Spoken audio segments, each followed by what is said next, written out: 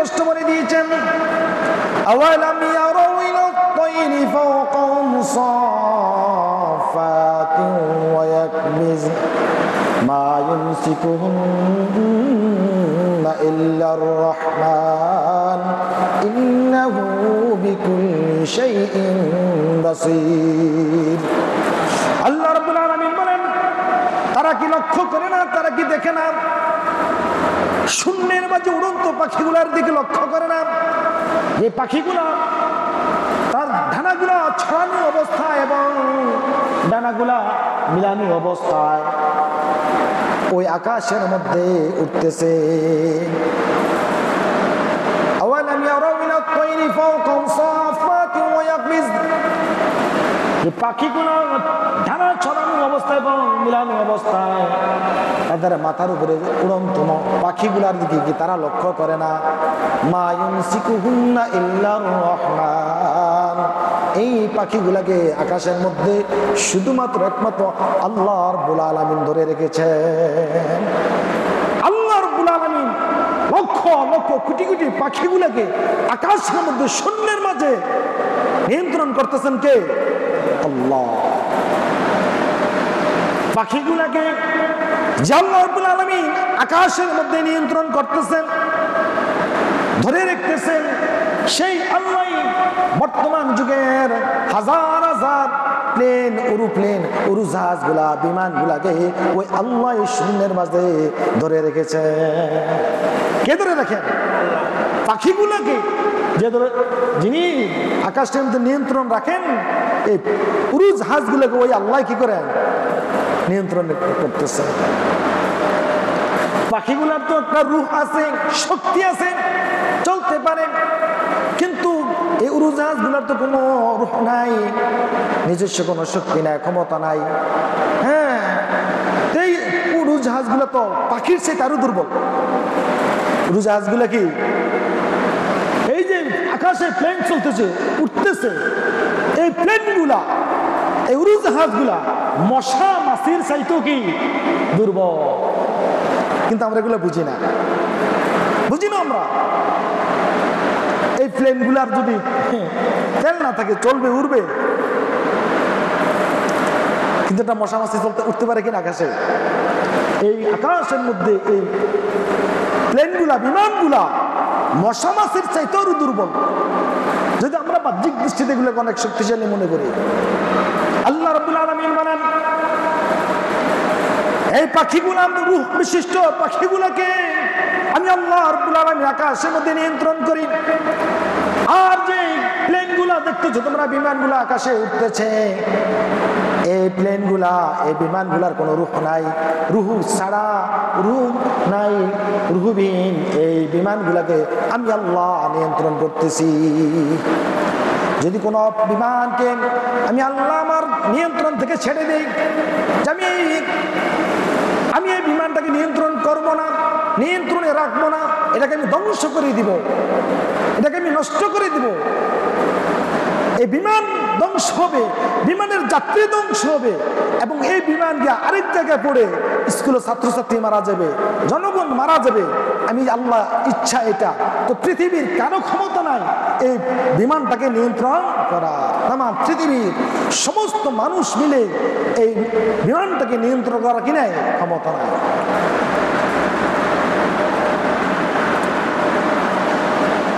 Pilot Tauqir বিমানটাকে নিয়ন্ত্রণ করা বহু চেষ্টা করছে না?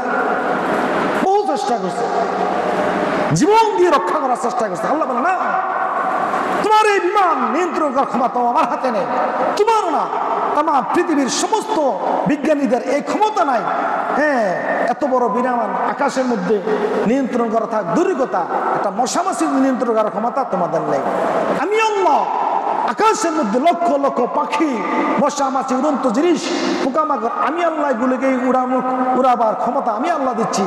এই যে বিমান দেখতেছো, এই সবগুলা আকাশের মধ্যে আমি আল্লাহ যতক্ষণ পর্যন্ত তা আকাশে থাকার মতো আমি আল্লাহ ইচ্ছা করব, ইচ্ছা রাখবো, ততক্ষণ পর্যন্ত আকাশে থাকবে, তার পাইলট তাকে নিয়ন্ত্রণ করতে পারবে। আর আমি আল্লাহ যখন এগুলার থেকে নিয়ন্ত্রণের হাত ছেড়ে দিব, এগুলাকে আমি নিয়ন্ত্রণ করব না, ধ্বংস করে দিব, তো পৃথিবীর কোনো মানুষের ক্ষমতা নাই কি করা, নিয়ন্ত্রণ করা।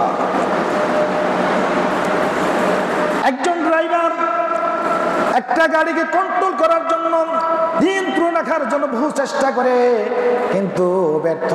তার কারণ হলো আমার আল্লাহ ইচ্ছা করেছেন ড্রাইভার মারা যাবে, গাড়ি নষ্ট হয়ে যাবে, গাড়ির যাত্রী নষ্ট হয়ে যাবে, ধ্বংস হয়ে যাবে, মরে যাবে। এমনকি এই গাড়িটা অন্য দোকানের মধ্যে গিয়া পড়িয়া, অন্য বাড়ির মধ্যে পড়ে, অন্য মানুষের আঘাত করে ওই মানুষগুলো মারা যাবে, আমার আল্লাহর ইচ্ছা। তো এই গাড়িটাকে নিয়ন্ত্রণ করার কারো ক্ষমতা নাই। গাড়ি যেখানে গিয়া যে মানুষগুলা এই গাড়ির মাধ্যমে মারা যাবে ওগুলো মরবেই মরবে, এটা আমার আল্লাহ হুকুম। কারণ নিয়ন্ত্রণ করা কিনে কোনো ক্ষমতা নাই। আল্লাহ রাব্বুল আলামিন বলেন,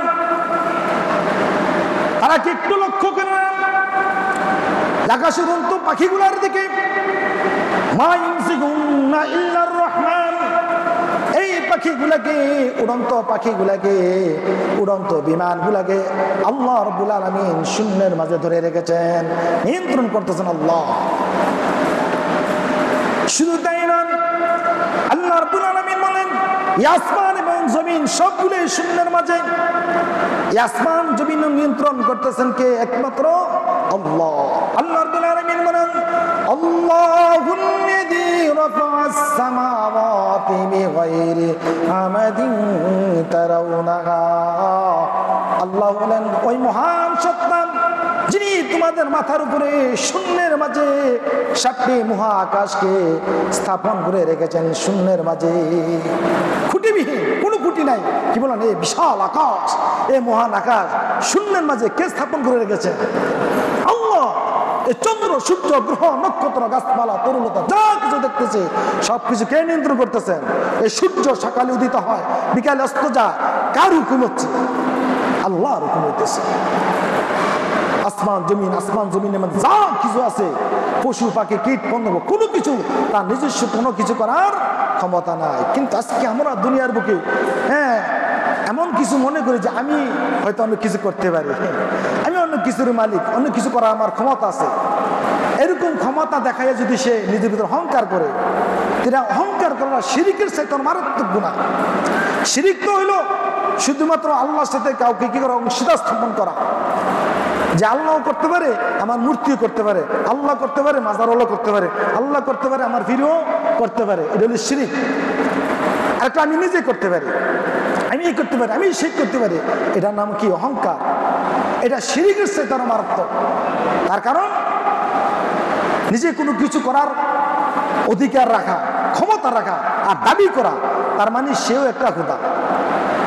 কারণ আল্লাহ বলতে আমি মারতে পারি, আমি বাঁচাইতে পারি, আমি করতে পারি, সেটা আপনি বললেন আমি বাঁচাতে পারি, আমি বাঁচতে পারি, আমি ইচ্ছা করলে তোমাকে বেজ্জতি করতে পারি, আমি তোমাকে ইচ্ছা করলে অপমানিত করতে পারি, তো আপনি তার একটা কথা। আল্লাহ বলতেছেন কি? কুলিল্লাহুম্মা মালিকাল মুলকি তুতিল মুলকা মান তাশা ওয়া তানজিউল মুলকা মিম্মান তাশা ওয়া তুইজ্জু মান তাশা ওয়া তুযিল্লু মান তাশা। ক্ষমতা দেওয়ার মালিক আল্লাহ, নেওয়ার মালিক আল্লাহ, ইজ্জত দেওয়ার মালিক আল্লাহ, সম্মান দেওয়ার মালিক। আপনি যদি বলেন আমি জনগণ ক্ষমতা দিতে পারে, ক্ষমতা বসাতে পারে, জনগণ ক্ষমতা দিয়ে দূর করতে পারে, মানুষ আমি আপনাকে ইচ্ছা করলে জিততে পারি, বেজ্জতি করতে পারি, এই ক্ষমতা আপনি নিজের নিজস্ব ক্ষমতা মনে করেন, তা আপনি কি হইলেন? দ্বিতীয় খোদা। আপনি মুশরিকের সাথে আর মারাত্মক অপরাধ করলেন, আরো মারাত্মক অপরাধী। তো কোনো কিছু করার ক্ষমতা আপনার আমার নাই, কোনো কিছু নিয়ন্ত্রণ করার আপনার আমার ক্ষমতা নাই।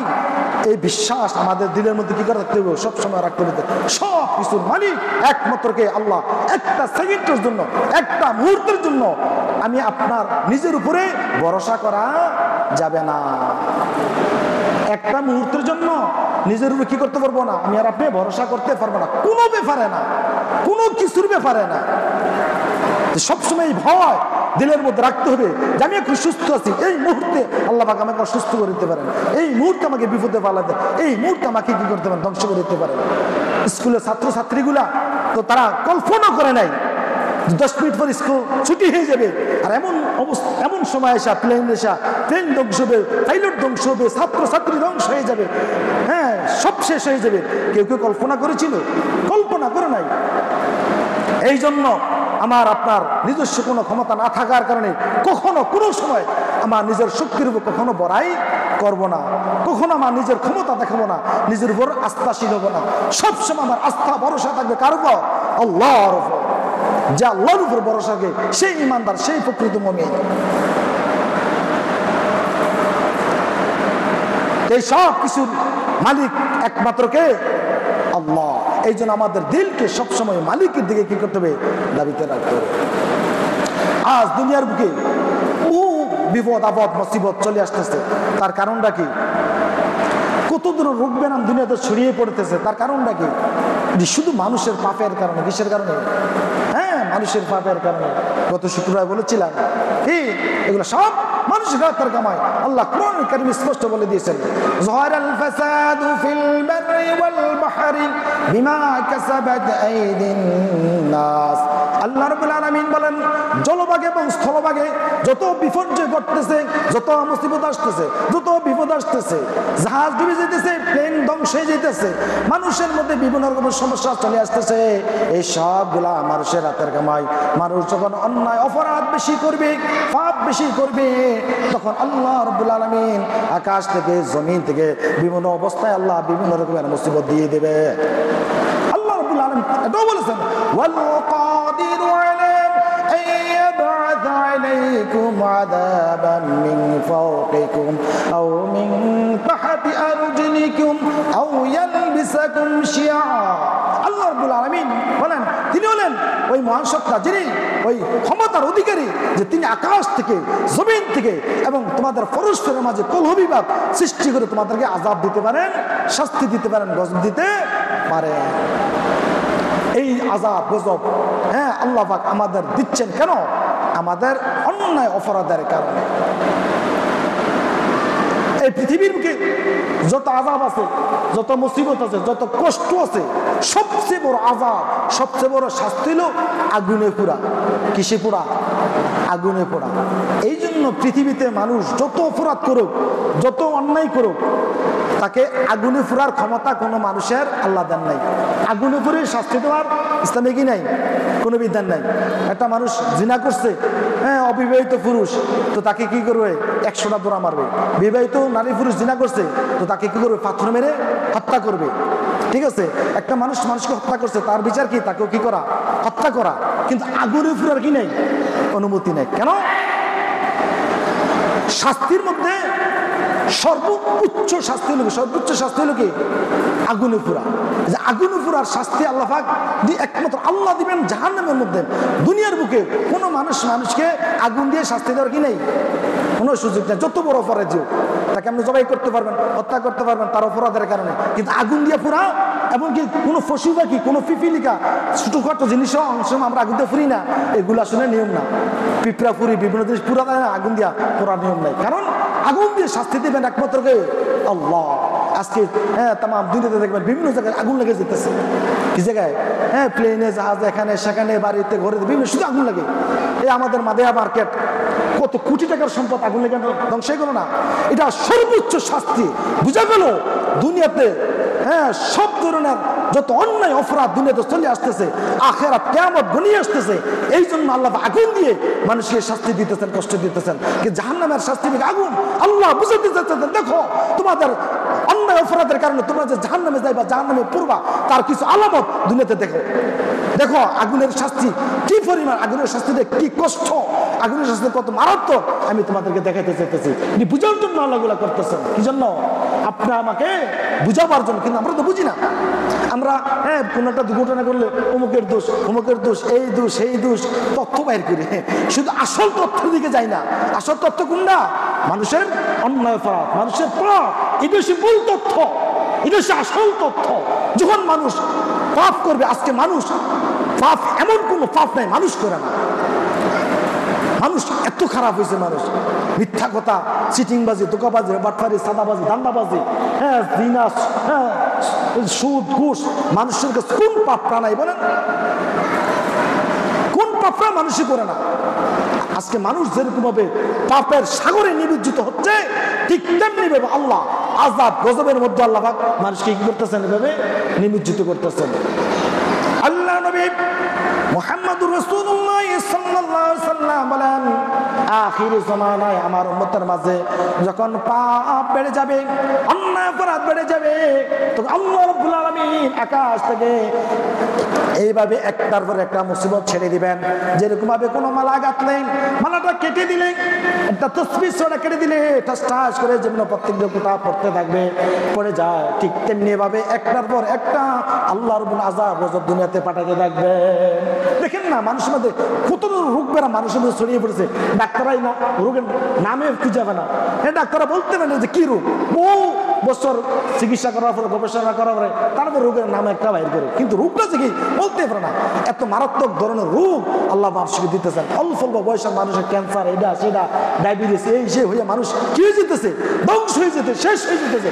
কিন্তু তারপরে মানুষ ভ্রুক্ষেপ করতেছে না যে 50-60 বছর বয়স না হইতে আমি মেরে যেতেছি, 50-60 বছর বয়সটা হইতে মানুষ কেমন হয়ে যেতেছে, সব শেষ হয়ে যেতেছে তার রোগে সুগে, এটাই সেটাই। তারপরে মানুষ কি করতেছে না, একটু খেয়াল করতেছে না। আমাদের পাপের কারণে আজকে আমাদের আযাব গজব আসতেছে, এগুলো আমরা বুঝতেছি না। আমরা এই জনের দোষ, ওই জনের দোষ, এই দোষ, সেই দোষ, এগুলো খুঁজি, কিন্তু আসল দোষ কোনটা, আসল কারণ কোনটা, ওইগুলোর দিকে আমরা তাকাই না। আমরা সকলে আল্লাহর কাছে দোয়া করবো এবং তওবা করবো, ইস্তেগফার করবো। যখন মুসিবত আসবে, বিপদ আসবে, আমার দ্বারা ভুল ত্রুটি হবে, তখন বেশি বেশি আস্তাগফিরুল্লাহ বলা, কি বলা, আস্তাগফিরুল্লাহ, আস্তাগফিরুল্লাহ, আস্তাগফিরুল্লাহ। যত বড় মুসিবত আসুক, ইস্তিগফারের মাধ্যমে, আল্লাহর কাছে তওবা করা, কান্নাকাটি করার মাধ্যমে আল্লাহ কি করে দেন, দূর করে দেন। কিন্তু আমরা এগুলোর দিকে তাকাই না, এগুলো আমরা করি না। আল্লাহ পাক আমাদের সকলকে বুঝবার আমল করার তৌফিক দান করুন। যারা পড়ে আসছেন মাত্র 4 রাকাত ক্বাবলা জুমা